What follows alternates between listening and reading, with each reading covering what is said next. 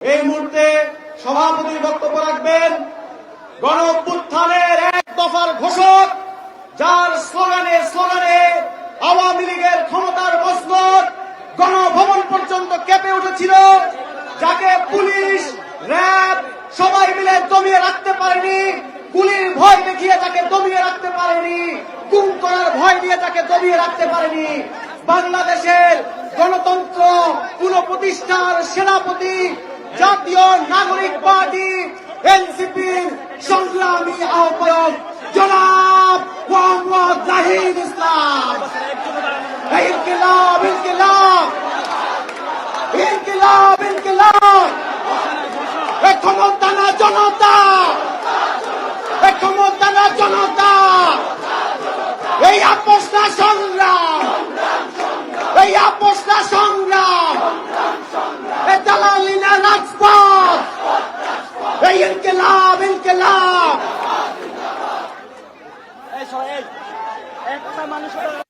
সবাই বসি।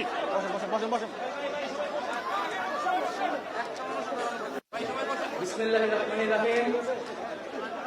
প্রিয় সংগ্রামী বন্ধুগণ, আজ জাতীয় নাগরিক পার্টি ঢাকা মহানগর কর্তৃক আয়োজিত আওয়ামী লীগ নিষিদ্ধের দাবিতে আয়োজিত এই বিক্ষোভ সমাবেশে উপস্থিত আছেন জুলাই গণ অভ্যুত্থানের শহীদ পরিবার বৃন্দ এবং জুলাই গণ অভ্যুত্থানে অংশ নেওয়া আহত যোদ্ধা বৃন্দ।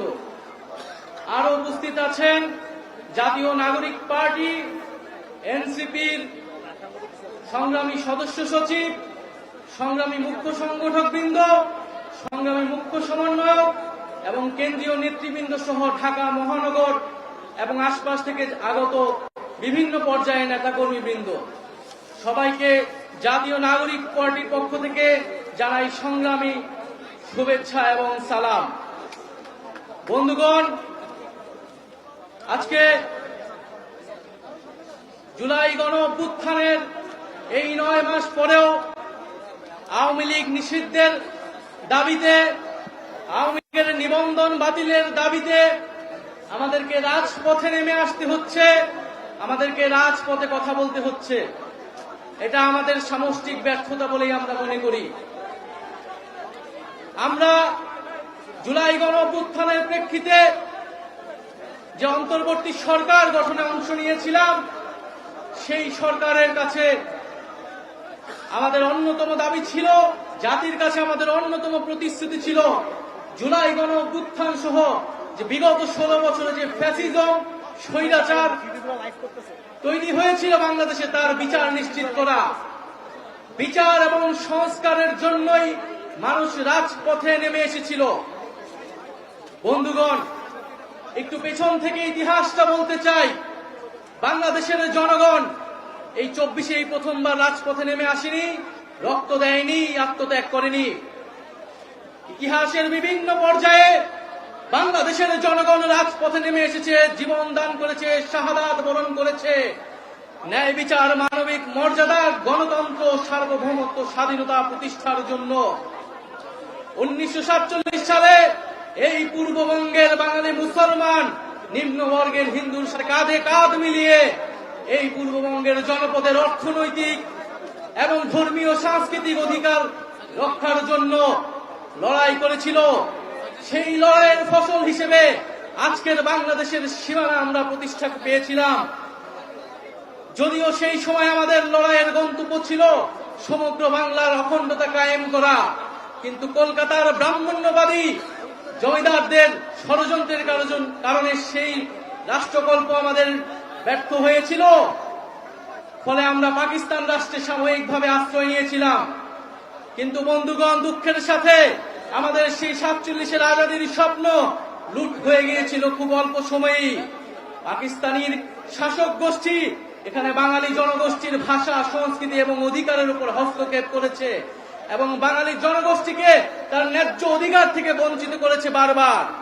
ফলে এই বাংলাদেশের সকল ধর্মের মানুষেরা আবার ঐক্যবদ্ধ হবে 71 সালে অস্ত্র ধরে হাতে তুলে নিয়েছিল এবং একটি রক্তক্ষয়ী জনযুদ্ধের মাধ্যমে বাংলাদেশের স্বাধীনতা এবং সার্বভৌমত্ব প্রতিষ্ঠা করেছিল।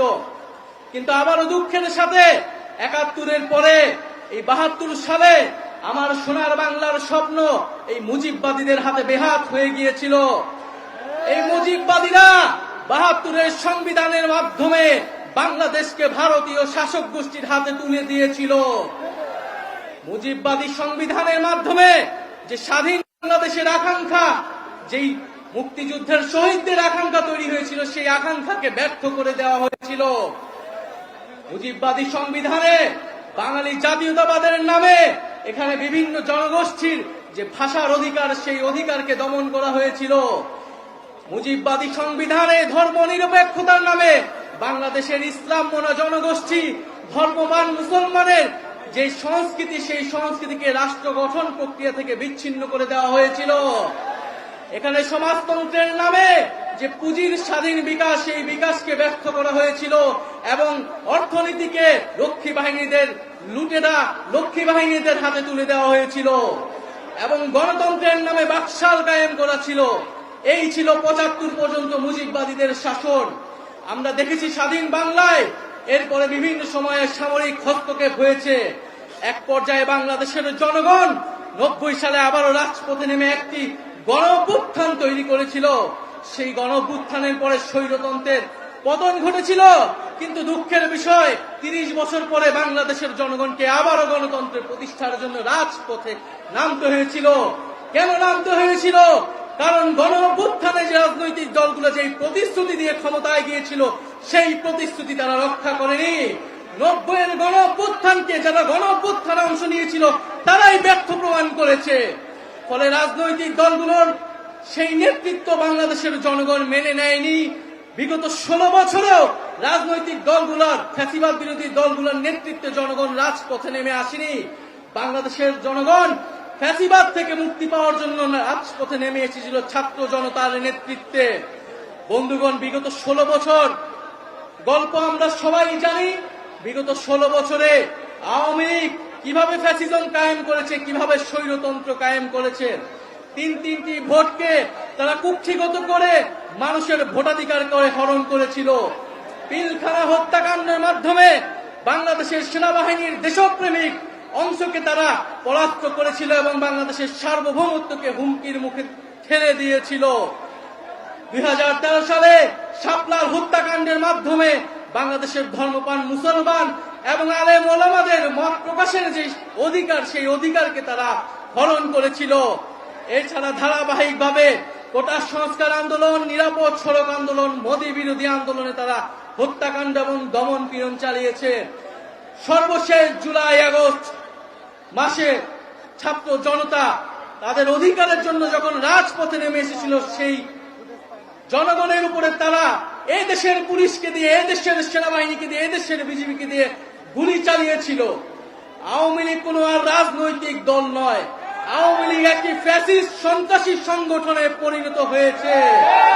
আওয়ামী লীগের রাজনীতি করার আর কোনো আলোচনার প্রশ্ন থাকে না। আওয়ামী লীগকে আমরা এই জন্য বলছি যে আওয়ামী লীগের নিবন্ধন বাতিল করে তার রাজনৈতিক এবং সাংগঠনিক কার্যক্রম বিচার চলা পর্যন্ত নিষিদ্ধ ঘোষণা করতে হবে।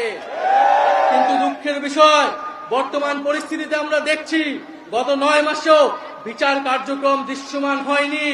জুলাইয়ের শহীদ পরিবার এবং আহতদের যে রাষ্ট্র দায়িত্ব নেওয়ার কথা ছিল, তাদের যে মর্যাদার জীবন নিশ্চিত করার কথা ছিল, সেই নিশ্চিত করতে পারেনি এই অন্তর্বর্তী সরকার। এবং আমরা দেখছি দুঃখের সাথে যাদেরকে গ্রেফতার করা হচ্ছে তারা জামিনে মুক্তি পেয়ে যাচ্ছে, বিভিন্ন জায়গায় মামলা বাণিজ্য করা হচ্ছে এবং বিভিন্ন রাজনৈতিক দলের আশ্রয়ে আওয়ামী লীগ তৃণমূলে পুনর্বাসিত হওয়ার পরিকল্পনা করছে।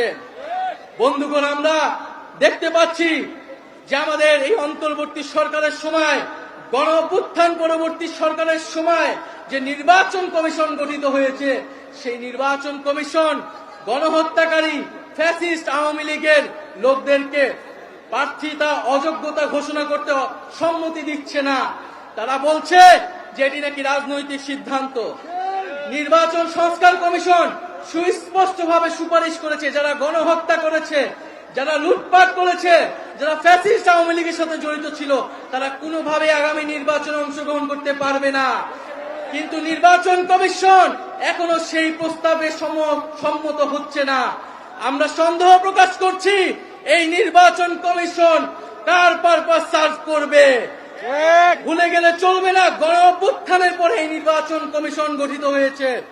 আমরা দুঃখের সাথে দেখতে পাচ্ছি বিভিন্ন মিডিয়ায় সাংবাদিকরা প্রশ্ন করছে, সারা প্রশ্ন করার সাহস পাচ্ছে যে শেখ হাসিনা কি গণহত্যাকারী, সেটা কি প্রমাণিত হয়েছে কি প্রমাণিত হয় নাই। সেই সব সাংবাদিকদের উদ্দেশ্যে বলতে চাই, আপনারা সাংবাদিক নন, আপনারা ফ্যাসিস্ট আওয়ামী লীগের দোসর। শুধু বাংলাদেশে পুরা পৃথিবীতে জাতিসংঘের রিপোর্ট স্পষ্টভাবে প্রমাণিত হয়েছে শেখ হাসিনার নির্দেশে, আওয়ামী লীগের নির্দেশে, আওয়ামী লীগের পরিকল্পনায় এই জুলাই আগস্টে গণহত্যা এবং মানবতা বিরোধী হত্যাকাণ্ড সংঘটিত হয়েছে। তাই আজকের এই বিক্ষোভ সমাবেশ থেকে আমরা সুস্পষ্টভাবে বলতে চাই, অতি অবিলম্বে আওয়ামী লীগের যে নিবন্ধন, সেই নিবন্ধন বাতিল করতে হবে। নৌকা মার্কাকে বাংলাদেশ থেকে নিশ্চিহ্ন করে দিতে হবে এবং বিচার চাই, বিচার চাই। এই আওয়ামী লীগের ঠিকানা, এই আওয়ামী লীগের ঠিকানা এই বাংলায় হবে না। এবং বিচার চলাকালীন পর্যন্ত আওয়ামী লীগের সাংগঠনিক এবং রাজনৈতিক কর্মকাণ্ড আইন করে নিষিদ্ধ ঘোষণা করতে হবে। প্রিয় বন্ধুগণ, আমরা জুলাই ঘোষণাপত্রের কথা বলেছিলাম, জুলাইকে সাংবিধানিক স্বীকৃতি দেওয়ার কথা বলেছিলাম, কিন্তু বিভিন্ন ষড়যন্ত্রের কারণে সেই জুলাই ঘোষণাপত্র এখনো আসছে না। ভুলে গেলে চলবে না, এই জুলাই গণ অভ্যুত্থানের ফলে কিন্তু আজকে বাংলাদেশে যারা রাজনীতি করছে, যারা ক্ষমতায় যাওয়ার স্বপ্ন দেখছে, তারা কিন্তু এই শহীদ পরিবার এবং আহত যোদ্ধাদের আত্মত্যাগের ফলেই স্বপ্ন দেখতে পাচ্ছে। ফলে অবিলম্বে এই জুলাই ঘোষণাপত্র দিতে হবে। এবং আমরা যে জুলাই সনদের কথা বলছি, যে মৌলিক সংস্কারের ভিত্তিতে রাষ্ট্র কাঠামোর আমূল পরিবর্তন, শাসন ব্যবস্থার আমূল পরিবর্তন করে রাজনৈতিক ঐক্যমত্যের ভিত্তিতে মৌলিক সংস্কারের উদ্দেশ্যে জুলাই সনদ কার্যকর করতে হবে এবং জুলাই সনদে সুস্পষ্টভাবে আওয়ামী লীগ নিষিদ্ধের কথাটি থাকতে হবে। প্রিয় বন্ধুগণ, আমরা একটি নতুন সংবিধানের কথা বলছি। সেই নতুন সংবিধানের জন্য আগামী নির্বাচন, আইনসভা এবং গণপরিষদ নির্বাচন একত্রে অনুষ্ঠিত করতে হবে এবং দ্রুত সময়ের মধ্যে শহীদ পরিবার এবং আহত যোদ্ধাদের দায়িত্ব নিতে হবে রাষ্ট্র এবং সরকারকে, এবং তাদের মানবিক মর্যাদা, নাগরিক মর্যাদা নিশ্চিত করতে হবে। প্রিয় বন্ধুগণ, জাতীয় নাগরিক পার্টি এনসিপি নতুন বাংলাদেশ বিনির্মাণে, নতুন বন্দোবস্ত বিনির্মাণে সংগঠিত হয়েছে। আমরা জানি আমাদের হাতে সময় অল্প, কিন্তু আমাদের দায়িত্ব অনেক। সেই জাতি আমাদের উপর 5ই আগস্ট আস্থা রেখেছিল। আমরা বিশ্বাস করি আগামীতে এনসিপির উপরই জনগণ তাকিয়ে আছে, সেই আস্থা রাখছে। এনসিপি এনসিপি এনসিপি এনসিপি জিন্দাবাদ জিন্দাবাদ জিন্দাবাদ এনসিপি এনসিপি জিন্দাবাদ জিন্দাবাদ জিন্দাবাদ এনসিপি এনসিপি। তাই আপনাদের প্রতি আহ্বান থাকবে, দ্রুত আমরা সুসংগঠিত হব। আমরা দ্রুত সময়ের মধ্যেই একটি শৃঙ্খলিত দল হিসেবে জনগণের কাছে দ্রুত সময়ের মধ্যে পৌঁছে যাব। আমরা বাংলাদেশের প্রতিটি ঘরে ঘরে যাব, প্রতিটি দরজায় দরজায় গিয়ে এনসিপির বার্তা পৌঁছে দিব। বন্ধুগণ, আপনারা প্রস্তুত হন। জেলায় জেলায়, ইউনিয়নে ইউনিয়নে, পাড়ায় পাড়ায়, মহল্লায় মহল্লায় আমরা আসছি এবং দ্রুত সময়ের মধ্যেই আওয়ামী লীগ নিষিদ্ধের জন্য আপনারা ফ্যাসিবাদ বিরোধী মঞ্চ তৈরি করুন। পাড়ায় পাড়ায়, মহল্লায় মহল্লায় আমরা জনতার আদালত তৈরি করব। যদি এই সরকার বিচার নিশ্চিত করতে ব্যর্থ হয়, তবে আমরা বসে থাকবো না। জনতার আদালতে আওয়ামী লীগ এবং ফ্যাসিজমের বিচার নিশ্চিত করা হবে। বন্ধুগণ, যেই নতুন রাজনৈতিক বন্দোবস্ত এবং যেই সেকেন্ড রিপাবলিক গঠনের উদ্দেশ্যে আমরা এনসিপি গঠন করেছি, আমরা বাংলাদেশের অর্থনীতি, পররাষ্ট্রনীতি, শিক্ষা, স্বাস্থ্য, কর্মসংস্থান এবং জলবায়ু এবং প্রযুক্তির জন্য আমরা একটি নতুন রাষ্ট্র ব্যবস্থা কায়েম করব এবং একটি দায় দরদ মানবিক মর্যাদার ভিত্তিতে একটি নতুন সমাজ প্রতিষ্ঠা করব। প্রিয় বন্ধুগণ, আমরা বলতে চাই এই ঢাকা বা বাংলাদেশ ছিল এই বঙ্গোপসাগর অঞ্চলের মিলন কেন্দ্র, বহু সংস্কৃতি, বহু সভ্যতার প্রাণ কেন্দ্র। আমরা সামাজিক মূল্যবোধ, ধর্মীয় মূল্যবোধের প্রতি শ্রদ্ধাশীল থেকে বহু সংস্কৃতির ভিত্তিতে আমাদের নতুন সমাজ গঠন করব এবং ইনশাল্লাহ ঢাকায় আগামী দিনে এই বঙ্গোপসাগর এবং দক্ষিণ এশিয়ার কাণ্ডারি হবে, দক্ষিণ এশিয়াকে নেতৃত্ব দেবে। এই আপোষ না সংগ্রাম, ক্ষমতা না জনতা, দিল্লি না ঢাকা, এই অ্যাকশন টু অ্যাকশন, জনতার অ্যাকশন, এনসিপির অ্যাকশন, ক্ষমতা না জনতা, এই আপোষ না সংগ্রাম, দালালি না রাজপথ, দিল্লি না ঢাকা, পিন্ডি না ঢাকা, এই আপোষ না সংগ্রাম, দিয়েছি তো রক্ত, আরো দেব রক্ত, স্বৈরাচারের ঠিকানা, মুজিববাদের ঠিকানা, মুজিববাদের ঠিকানা, মুজিববাদের ঠিকানা,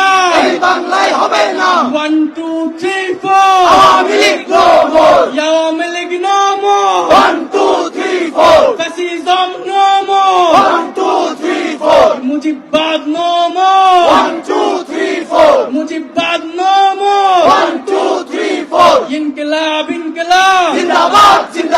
মুজিববাদ, এনসিপি ইনকিলাব, এই নতুন কোন রাজনৈতিক দল আছে? 24-এর গণঅভ্যুত্থানের কোন দল আছে? ছাত্র জনতার কোন দল আছে? পশ্চিমের বিরুদ্ধে কোন দল আছে? তালি দিয়ে বলতে হবে নতুন কোন দল আছে? বাংলাদেশের মানুষের অধিকার রক্ষা করবে কোন দল আছে? বিরুদ্ধে সমাজ প্রতিষ্ঠা করবে কোন দল আছে? এই দায় দলদের সমাজ প্রতিষ্ঠা করবে কোন দল আছে? সেই দল সবাই বলো,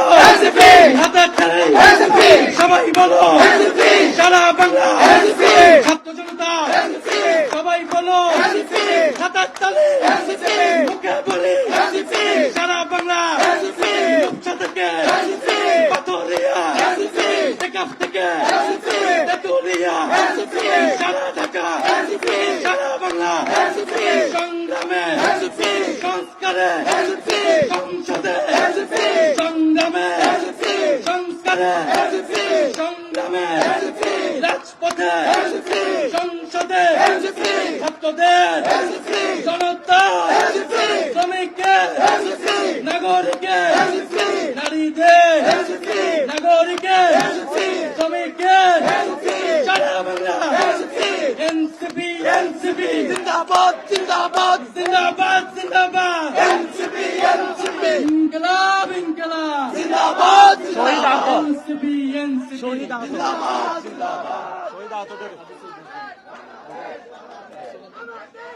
দিল্লি না ঢাকা, পিন্ডি না ঢাকা, ক্ষমতা না জনতা, এই আপোষ না সংগ্রাম, এই আপোষ না সংগ্রাম, এই এনসিপি জিন্দাবাদ, আবু সাইদ মুগ্ধ, শেষ হয়নি যুদ্ধ, আবু সাইদ মুগ্ধ, সাইদ ওয়াসিম মুগ্ধ, শহীদের রক্ত বৃথা যেতে দেব না,